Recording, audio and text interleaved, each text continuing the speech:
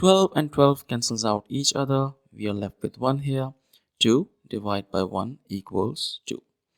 But this answer is not right, because according to the order of operations, we must solve parentheses, then exponents, then multiplication and division, and finally addition and subtraction.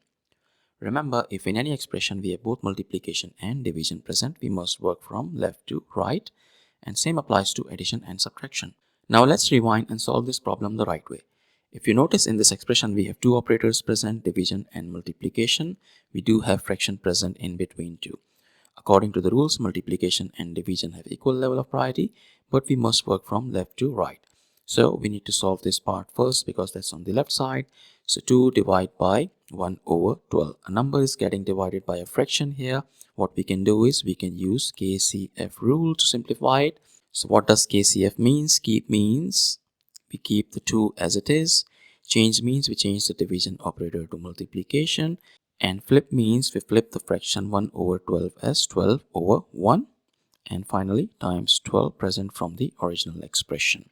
Now we have two multiplication operators present here. We'll just go work from left to right. So 2 times 12, that equals 24. Our expression becomes 24 times 12. And 24 times 12 equals 288, which is the final and correct answer to this problem. Thank you for watching. Please like the video, comment your answers, and subscribe to our channel.